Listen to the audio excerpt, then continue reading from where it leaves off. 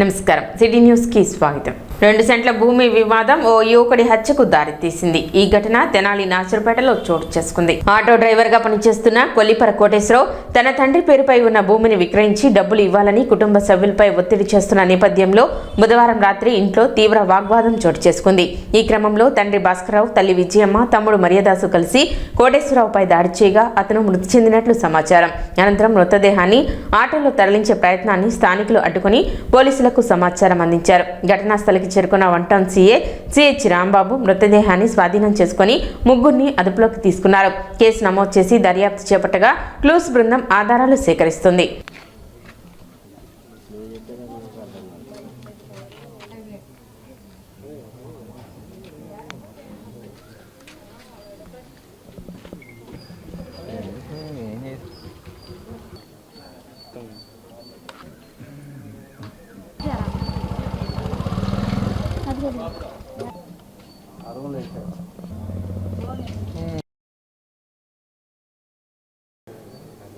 Table రా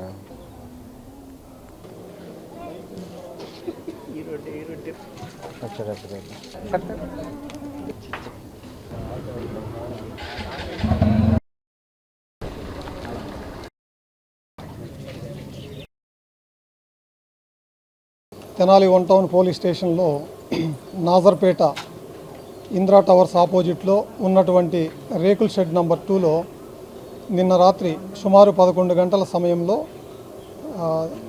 ఆ ఇంట్లో 4 ఉంటున్నట్లు, తల్లి, తండ్రి, అన్న, తమ్ముళ్ళు ఉంటున్నట్లు, వాళ్ళ మధ్య ఆస్తి తగాదా జరిగినట్లు, ఆ క్రమంలో జరిగిన ఘర్షణలో కొల్లిపర కోటేశ్వరరావు అనేటువంటి అతని పెద్ద కొడుకుని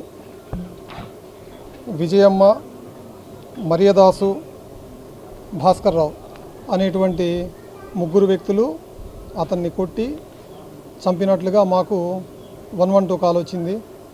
మేము ఇమీడియట్గా సీన్కి రష్ అయ్యాం. మేము వచ్చే సమయానికే వాళ్ళు కొట్టి చంపి బాడీని ఆటోలో తీసుకెళ్లే ప్రయత్నం చేస్తూ ఉండగా స్థానికులు అడ్డుపడి ఆపి మాకు అప్పగించడం జరిగింది. మేము ప్రియాంక అనేటువంటి ఒక మహిళ ఎవరైతే సర్కమ్స్టాన్షియల్ విట్నెస్ ఉన్నారో ఆవిడతో రిపోర్ట్ తీసుకొని కేసు నమోదు చేసి దర్యాప్తు చేస్తూ ఉన్నాం.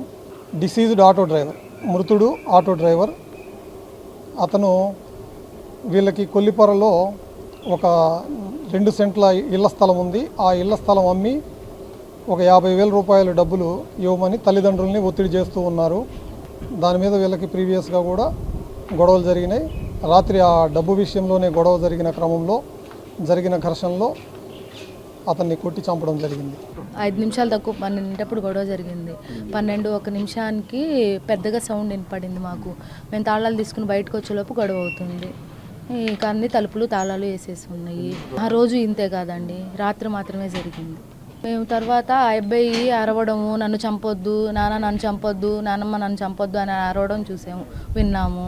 ఇక ఆ తర్వాత 5 నిమిషాలు 10 నిమిషాలకి ఇంకా ఏం మాటలు లేవు, ఏం లేవు. ఇక అబ్బాయి మేము ఇంకా పోలీసులకు ఫోన్ చేసామండి. పోలీసులకు ఫోన్ చేసాము, వెంటనే వచ్చేసారు. ఎక్కువ టైం కూడా ఏం తీసుకోలేదు, వెంటనే వచ్చి రెస్పాండ్ అయ్యారు. విద్యార్థుల విద్యా పురోగతిని తెలుసుకోవడానికి తీసుకొచ్చిన లీప్ యాప్ను తల్లిదండ్రులు సద్వినియోగం చేసుకోవాలని తెనాలి ఎంపీడీఓ అత్తడ దీప్తి సూచించారు. విద్యార్థుల హాజరు, అభ్యాస పురోగతి, పాఠశాలలకు సంబంధించిన పలు వివరాలను ఈ యాప్ ద్వారా సులభంగా తెలుసుకోవచ్చునని తెలిపారు. పిల్లల చదువుపై తల్లిదండ్రులు నిరంతరం పర్యవేక్షణ కలిగి ఉండేందుకు లీప్ యాప్ ఉపయోగపడుతుందని పేర్కొన్నారు. ప్రతి తల్లిదండ్రులు ఈ యాప్ను వినియోగించి తమ పిల్లల విద్యాభివృద్ధిలో భాగస్వాములు కావాలని ఆమె కోరారు. ఎడ్యుకేషన్ డిపార్ట్మెంట్కి సంబంధించి లీప్ యాప్ అనేది ఒక యాప్ ఉంది. ఆ యాప్ని ప్రతి ఒక్క పేరెంట్ దాన్ని డౌన్లోడ్ చేసుకోవాలి ఖచ్చితంగా. దాంట్లో అపార్ నెంబరు, పిఈఎన్ నెంబర్ అనే 2 నెంబర్స్ ఉంటాయి. ఆ నెంబర్ ఎంటర్ చేసిన తర్వాత వాళ్ళ మొబైల్కి ఒక ఓటీపీ వస్తుంది. ఓటీపీ ద్వారా ఎంటర్ అయిన తర్వాత ఆ పిల్లవాడికి సంబంధించిన పూర్తి డీటెయిల్స్, అతనికి ఎన్ని మార్క్స్ వస్తున్నాయి, అతను ఏ విధంగా చదువుతున్నాడు, ఎంత హాజరు, ఎన్ని డేస్ అటెండ్ అయ్యాడు, ఎన్ని వర్కింగ్ డేస్ ఉన్నాయి, ఎన్ని రోజులు అటెండ్ అయ్యారు, ఈ పూర్తి ఇన్ఫర్మేషన్ ఉంటుంది. సో పిల్లవాడు స్కూల్కి వెళ్తున్నాడా లేదా అనేది మానిటర్ చేయడానికి యాప్ అనేది చాలా యూస్ఫుల్. కాబట్టి ప్రతి ఒక్క పేరెంట్ కూడా ప్లే స్టోర్కి వెళ్ళి లీప్ యాప్ అనేది లీప్ యాప్ అనగానే మనకి పైనే కనిపిస్తుంది. ఆ యాప్ని డౌన్లోడ్ చేసుకోవాల్సిందిగా రిక్వెస్ట్ చేస్తున్నాను. అగ్ని ప్రమాదాల పట్ల ప్రజలు అప్రమత్తంగా ఉండాలని అగ్నిమాపక శాఖ అధికారి వేణుగోపాల్ రెడ్డి సూచించారు. రోడ్ల వెంబడ చెత్త చెదారం వ్యర్థాలను నిర్లక్ష్యంగా వేయటం వల్ల అగ్ని ప్రమాదాలు సంభవించే అవకాశం ఎక్కువగా ఉంటుందని తెలిపారు. ప్రజలు కూడా అప్రమత్తంగా వ్యవహరిస్తూ అగ్ని ప్రమాదాలకు ఆస్కారం లేకుండా జాగ్రత్తలు తీసుకోవాలని కోరారు. పాఠశాలలు, వైద్యశాలలు అగ్నిమాపక శాఖ నిర్దేశించిన భద్రతా నిబంధనలను తప్పనిసరిగా పాటించాలని సూచించారు. అగ్ని ప్రమాదాల నివారణకు అవసరమైన ఏర్పాట్లు ప్రతి సంస్థలో అందుబాటులో ఉండాలని పేర్కొన్నారు. అగ్నిమాపక శాఖ నూతన కార్యాలయ భవన నిర్మాణం పూర్తయిందని, త్వరలోనే దాని ప్రారంభోత్సవం నిర్వహించనున్నట్లు వేణుగోపాల్ రెడ్డి వెల్లడించారు. అగ్నిమాపక శాఖ తరఫున ఈ మధ్య ఎండలు మళ్ళీ పెరిగిపోయి అగ్ని ప్రమాదాలు ఎక్కువ జరుగుతూ ఉన్నాయి. వాటిలో ముఖ్యంగా ఈ రోడ్ల వెంట చెత్త ఫైర్లు ఎక్కువగా వస్తున్నాయి. ఈ కేర్లెస్ స్మోకింగ్ వల్ల ఎక్కువ ప్రమాదాలు జరుగుతూ ఉన్నాయి, గడ్డి వాములు కానీ ఇవి. సో ప్రజలకు విజ్ఞప్తి చేయనిది ఏమనగా, ప్రమాదాలు పెద్దగా జరగకుండా ఒకవేళ ప్రమాదం జరిగిన వెంటనే చుట్టుపక్కల వాళ్ళు ఏదైనా ఆర్పే ప్రయత్నం చేయాల్సిందిగా కోరుతున్నాం. ఎందుకంటే నిన్న ఒకే రోజు ఒక ఐదు ప్రమాదాలు వచ్చినాయి. వీటిలో వాటి కేవలం రెండింటికి అటెండ్ అవ్వడానికి అవకాశం కలిగింది. మిగిలిన చుట్టుపక్కల అగ్నిమాపక కేంద్రాలకు ఇవ్వాల్సి వచ్చింది. కాబట్టి చిన్న ఫైర్లు అయితే ప్రజలు పంట పొలాలు కానీ వాటి ఉంటే ఆర్పే ప్రయత్నం చేయండి. లేకపోతే మనం వచ్చి అటెండ్ అవుతాం. ఖచ్చితంగా ఎనీ ఫైర్ కాల్కి అటెండ్ అవుతాము. అగ్నిమాపక శాఖ తరఫున ఈ విద్యా సంస్థలు కానీ, హాస్పిటల్స్ కానీ, ఈ ఫంక్షన్ హాల్స్, ఈ కమర్షియల్ కాంప్లెక్స్ వాళ్ళకి విజ్ఞప్తి చేయనిది ఏమనగా, అందరూ కూడా ఏదైనా అగ్ని ప్రమాదం జరిగిన ప్రాణాపాయం కానీ ఆస్తి నష్టం ఎక్కువ జరిగే అవకాశం ఉంటుంది. కాబట్టి ప్రజలు అగ్నిమాపక పరికరాలను ఏర్పాటు చేసుకొని నిబంధనల ప్రకారం సేఫ్టీ నామ్స్ పాటించి అగ్నిమాపక శాఖ నుంచి అనుమతి తీసుకోవాల్సిందిగా విజ్ఞప్తి చేస్తున్నాం. తెనాలి అగ్నిమాపక కేంద్రంలో నూతన అగ్నిమాపక భవనం కూడా త్వరలో ప్రారంభం కావచ్చు. ఆల్రెడీ నిర్మాణం అయితే పూర్తయింది. ఈ పాత బిల్డింగ్కి ప్రభుత్వం నుంచి అనుమతులు వచ్చిన తర్వాత దీన్ని డిమాలిష్ చేసిన తర్వాత దాని ఓపెనింగ్ కార్యక్రమం జరుగుతుంది. 2018లో శంకుస్థాపన జరిగింది. ఇప్పుడు బిల్డింగ్ అయితే పూర్తిగా నిర్మాణం పూర్తి అయిపోయింది. ఈ అనుమతి కోసమనే ఎదురు చూస్తున్నాం. ఇది అయిపోయిన తర్వాత ఓపెనింగ్ అనేది చేయడం జరుగుతుంది. తెనాలి మార్కెట్ యార్డును రాష్ట్ర వ్యవసాయ మార్కెటింగ్ శాఖ సంచాలకులు పి రవి సుభాష్ గురువారం సందర్శించారు. మార్కెట్ యార్డు ప్రాంగణాన్ని పరిశీలించిన అనంతరం అధికారులతో సమావేశమై కమిటీ ఆదాయ వనరుల వివరాలను అడిగి తెలుసుకున్నారు. ఈ పర్మిట్ విధానాన్ని అన్ని తనిఖీ కేంద్రాల్లో పూర్తి స్థాయిలో అమలు చేయాలని అధికారులను ఆదేశించారు. ఈ సందర్భంగా మార్కెట్ యార్డ్ చైర్మన్ తోట దుర్గాప్రసాద్ యార్డు అభివృద్ధి పనులకు సంబంధించిన ప్రతిపాదనలను సంచాలకుల దృష్టికి తీసుకువెళ్లారు. యార్డు ఎలక్ట్రిఫికేషన్ పనులు, గోదాముల మరమ్మతులు, ప్రహరీ గోడ నిర్మాణం, డ్రైనేజీ వ్యవస్థ ఏర్పాటు, అన్నా క్యాంటీన్ నుండి రాష్ట్ర గిడ్డంగుల సంస్థ వరకు ఫెన్సింగ్ తదితర అభివృద్ధి పనులకు అనుమతులు మంజూరు చేయాలని కోరారు. అనంతరం నిమ్మకాయల వ్యాపారం జరుగుతున్న ప్రాంతాన్ని సందర్శించిన రవి సుభాష్ రైతులు, వ్యాపారులతో మాట్లాడి నిమ్మకాయల ధరలు, ఎగుమతి ప్రాంతాలు, సీజన్లో వచ్చే దిగుమతుల వివరాలను తెలుసుకున్నారు. అలాగే ఈనాం కార్యాలయాన్ని పరిశీలించి రైతులకు మెరుగైన సేవలు అందేలా చర్యలు తీసుకోవాలని సూచించారు. ఈ కార్యక్రమంలో మార్కెటింగ్ శాఖ ప్రాంతీయ సంయుక్త సంచాలకులు ఎం దివాకర్, సహాయ మార్కెటింగ్ సంచాలకులు పి సత్యనారాయణ చౌదరి, కార్యనిర్వాహక ఇంజనీర్ కె శేషగిరావు, ఉప కార్యనిర్వాహక engineer D Kotaiah, Tenali market yard ఉన్నత శ్రేణి కార్యదర్శి డిసిహెచ్ సుబ్బారావు, కమిటీ సిబ్బంది పాల్గొన్నారు. ఈరోజు తెనాలి మార్కెట్ యార్డ్ కోసం మన మార్కెటింగ్ డిపార్ట్మెంట్ కమిషనర్ గారు ఈరోజు విజిట్ చేయడం జరిగింది. ఇక్కడ నిమ్మకాయల ఫంక్షనింగ్ ఎలా జరుగుతుంది, రైతులకు ఏ విధంగా సౌకర్యాలు ఉన్నాయనేది విజిట్ చేయడం జరిగింది. దాంట్లో భాగంగానే చైర్మన్ గారితో మా డిస్ట్రిక్ట్ ఆఫీసర్ కూడా వచ్చారు, మా ఇంజనీర్స్ కూడా వచ్చారు. ఇక్కడ ఏమైనా ఇన్ఫ్రాస్ట్రక్చర్ ఇంకా కావాలా, దానికి ఏమైనా ఇబ్బందులు ఉంటే ప్రపోజల్స్ మీరు సబ్మిట్ చేయమని చెప్పడం జరిగింది.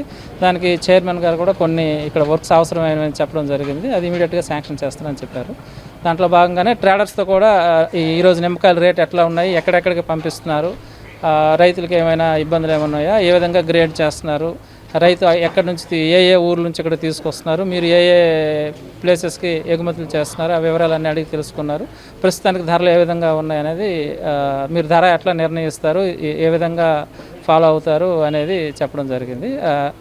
అంటే ట్రేడర్స్ కూడా క్లియర్గా ఎక్స్ప్లెయిన్ చేశారు కమిషనర్ గారికి. అదే డెవలప్మెంటల్ వర్క్స్ ఇంకేమైనా కావాలనుకుంటే ఇక్కడ అవసరమైనవి ఏమైనా ఉంటే ప్రపోజల్స్ పెట్టమని చెప్పారు. చైర్మన్ గారు కూడా అడిగారు, మాకు ఈ విధంగా కొన్ని డ్రైన్స్ కొన్ని ఇబ్బందులు ఉన్నాయంటే అది ఇమీడియట్గా పంపించమని చెప్పారు, శాంక్షన్ చేస్తామని చెప్పారు. అగ్రికల్చర్ మార్కెటింగ్ యార్డ్ కమిషనర్ గారు ఇవాళ మన తెనాలి మార్కెట్ యార్డ్కి విచ్చేయడం జరిగింది. అయితే ఇక్కడ అభివృద్ధిలో పదంగా మనకు కావాల్సిన కాంపౌండింగ్ వాళ్ళు, డ్రైనేజ్ సిస్టము ఇవి కావాల్సినట్టు మా సెక్రటరీ గారు మేము ఆయనకి సమర్పించాం లెటర్.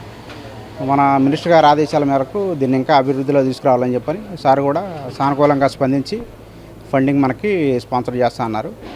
మన మార్కెట్ యార్డ్ని ముందరగా ఇంకా వెళ్ళాలని చెప్పని మనస్ఫూర్తి కోరుకుంటున్నాం. వ్యవసాయ శాఖ ఆధ్వర్యంలో తెనాలి మండలం ఎర్కలపూడి గ్రామంలో రైతులతో అవగాహన సమావేశం నిర్వహించారు. ఈ సందర్భంగా ప్రస్తుత పంటల పరిస్థితి, ఎరువుల వినియోగంలో తీసుకోవాల్సిన జాగ్రత్తలు, ప్రభుత్వం అమలు చేస్తున్న వ్యవసాయ పథకాలు, వ్యవసాయ శాఖ అందిస్తున్న సేవలు, రైతులు పాటించాల్సిన సాగు విధానాలపై అవగాహన కల్పించారు. శాస్త్రీయ పద్ధతుల్లో సాగు చేపట్టి అధిక దిగుబడులు సాధించాలని రైతులకు సూచించారు. ఈ కార్యక్రమంలో వ్యవసాయ శాఖ ఏడీఏ రాగాల విజయబాబు, వ్యవసాయ అధికారి సుధీర్ బాబు పాల్గొని రైతుల సందేహాలకు సమాధానాలు ఇచ్చారు. రైతులు ప్రభుత్వ పథకాలను సద్వినియోగం చేసుకోవాలని సూచించారు.